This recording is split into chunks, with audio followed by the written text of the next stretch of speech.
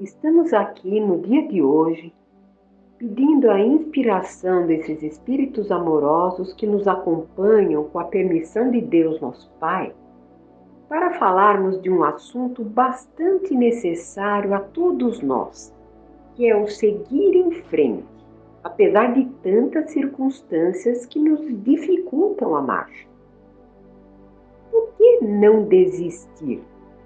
Por que não ter o direito de parar, de jogar a toalha, de nos colocarmos num canto e lá ficarmos desiludidos da vida?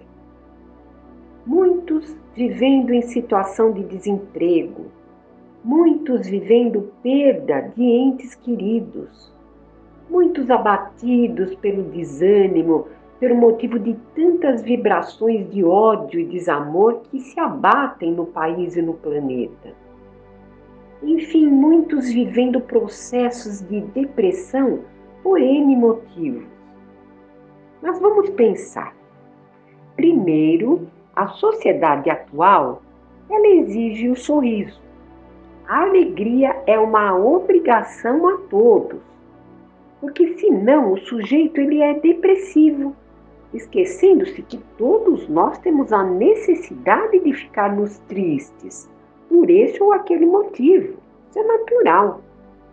Então o sujeito ele vai usando as máscaras e vive uma mentira, uma hipocrisia, exatamente para alimentar uma expectativa social, esquecendo-se que ele está contaminando a si mesmo, causando até, em muitos casos, prejuízos à própria saúde física. Apenas que esses momentos de tristeza, eles não devem se estender, porque aí sim eles podem se transformar numa depressão. Mas do contrário, são momentos naturais na vida de todos nós. Depois, muitos alegam estarem desiludidos com familiares, com parceiros, com a sociedade, enfim. E isso não seria um bem? Porque se ficamos desiludidos, e essa palavra quer dizer exatamente perder a ilusão, então nós deveríamos nos sentir felizes por não estar mais vivendo aquela ilusão. Viveremos daqui para frente a realidade. O nome já está dizendo, aquilo não era real, era uma ilusão. Então vamos voltar à pergunta, por que não desistir? Simplesmente porque a lei do universo é de evolução. A finalidade da encarnação é a evolução do espírito. De braços cruzados nós não vamos evoluir. Quando encarnamos aqui, nós assinamos um tipo de um contrato de estadia na Terra. Cada um de nós com necessidades de aprendizado diferentes. Portanto, o nosso corpo físico ele é uma máquina divina programada minuciosamente para que a nossa estadia aqui, como encarnado, seja bem-sucedida.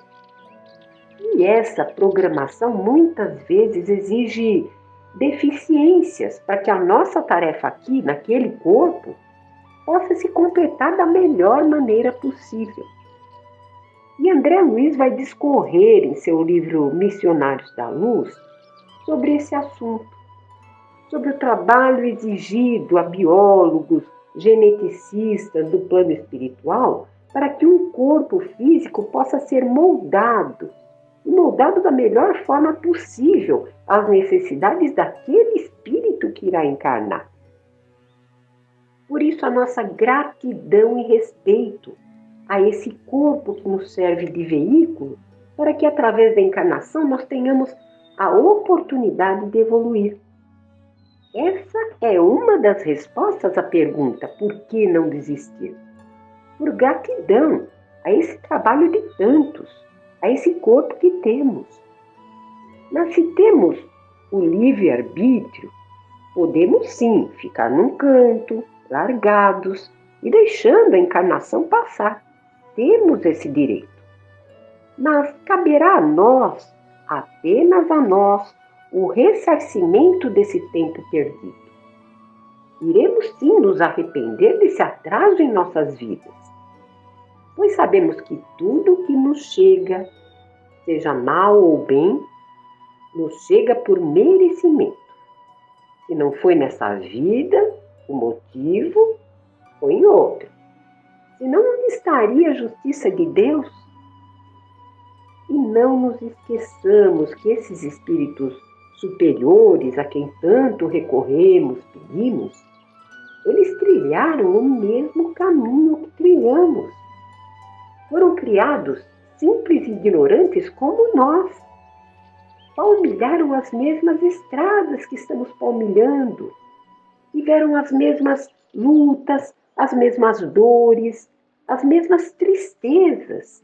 E com seus próprios esforços, e isso é importante, porque ninguém evolui por causa do outro, mas através do seu próprio esforço, né? Então, esses espíritos, através dos seus próprios esforços, eles chegaram a esses patamares evolutivos que eles se encontram. E sobre um desses espíritos evoluídos, que é Santo Agostinho, nós gostaríamos de fazer a leitura de uma comunicação sua, dada em Paris em 1863, e que faz parte do capítulo 5 do Evangelho segundo o Espiritismo.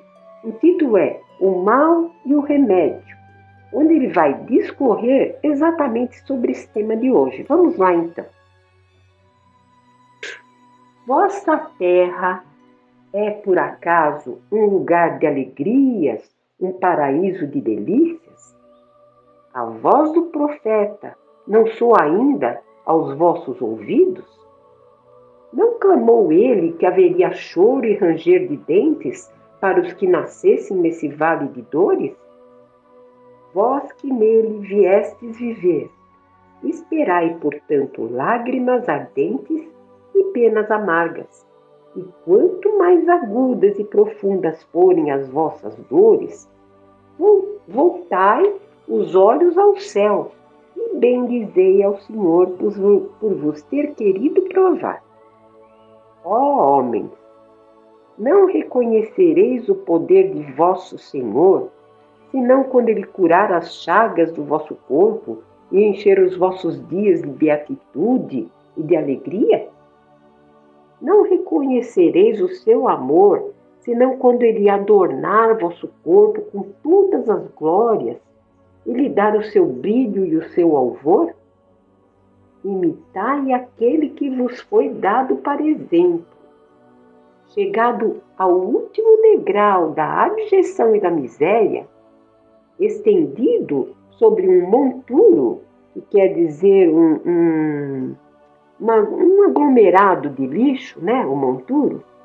Então, estendido sobre um monturo, ele clamou a Deus: Senhor, conheci todas as alegrias da opulência, e vós me reduzistes à mais profunda miséria. Graças, graças, meu Deus, por terdes querido provar o vosso servo. Até quando os vossos olhos só alcançarão os horizontes marcados pela morte? Quando, enfim, vossa alma quererá lançar-se além dos limites do túmulo? Mas ainda que tivesse de sofrer uma vida inteira, que seria isso ao lado da eternidade de glória reservada àquele que houver suportado a prova com fé, amor e resignação? Procurai, pois, a consolação para os vossos males no futuro que Deus vos prepara. E vós, os que mais sofreis, julgar-vos-ei os bem-aventurados da terra. Como desencarnados, quando vagueáveis no espaço, escolhestes a vossa prova, porque vos consideráveis bastante fortes para suportar. Por que murmurais agora? Vós que pedistes a fortuna e a glória, o fizeste para sustentar a luta com a tentação e vencê-la. Vós que pedistes para lutar de alma e corpo contra o mal moral e físico, Sabias que quanto mais dura fosse a prova, mais gloriosa seria a vitória, e que se saísseis triunfantes, mesmo que vossa carne fosse lançada sobre um monturo na ocasião da morte, ela deixaria escapar uma alma esplendente de alvura, purificada pelo batismo da expiação e do sofrimento. Que remédios, pois, poderíamos dar aos que foram atingidos por obsessões cruéis e males pungentes? Um só é infalível: a fé. Voltar os olhos para o céu, a fé. Se no auge dos vossos mais cruéis sofrimentos cantardes em louvor ao Senhor, o anjo de vossa guarda vos mostrará o símbolo da salvação e o lugar que devereis ocupar um dia. A fé é o remédio certo para o sofrimento. Ele aponta sempre os horizontes, aponta sempre os horizontes do infinito, ante os quais se esvaem os poucos dias de sombras do presente. Não mais nos pergunteis, portanto, qual o remédio que curará tal úlcera ou tal chaga, essa tentação ou aquela prova. Lembrai-vos de que aquele que crê se fortalece com o remédio da fé, e aquele que duvida, um segundo da sua eficácia, é punido na mesma hora, porque sente imediatamente as angústias pungentes da aflição. E seria aqui, no caso, aquele que tem dúvida, não é? E continuando, o Senhor pôs o seu selo em todos os que creem nele. Cristo vos disse que a fé transporta montanhas.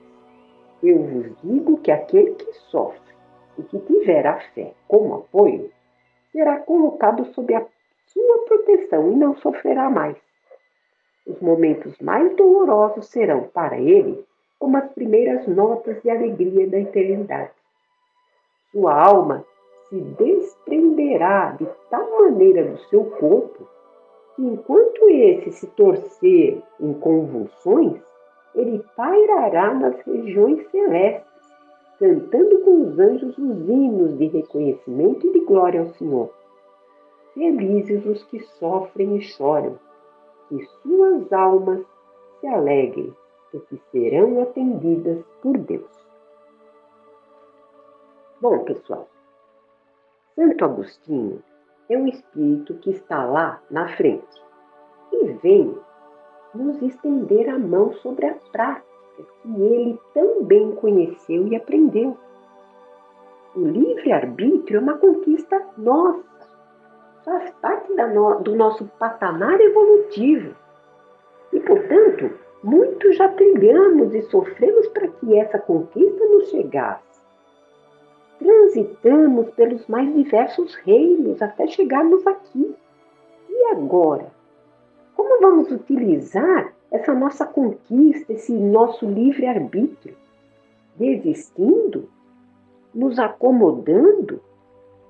Percebamos que as vozes vêm do alto para que não fiquemos distraídos, achando que a vida é nossa e temos o direito de nos largarmos.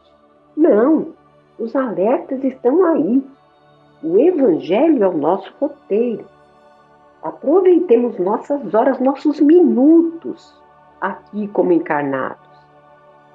Tudo isso para evoluirmos. O evoluir depende apenas de nós. Mas a ajuda, essa não nos falta. Nós não estamos sozinhos.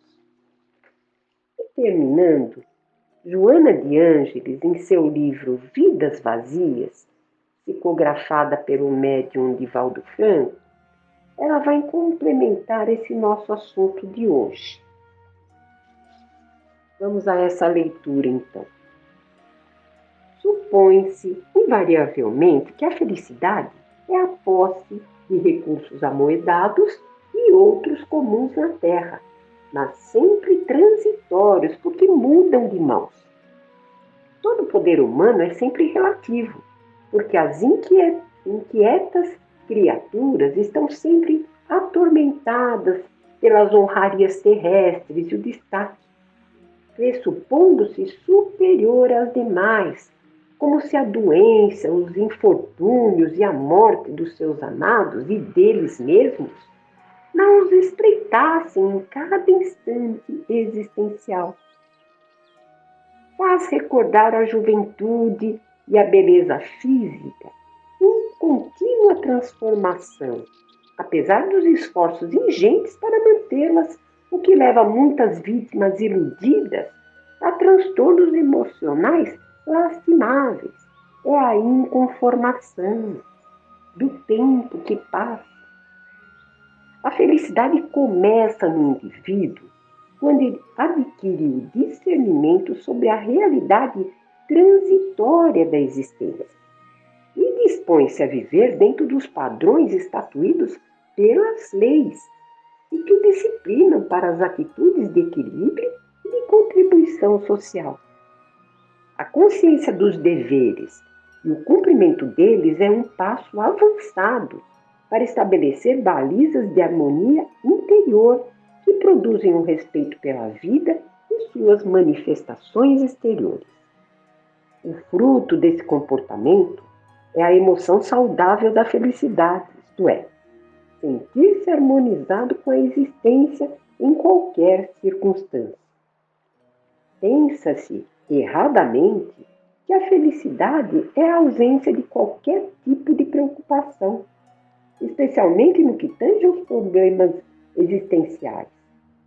Lei do engano.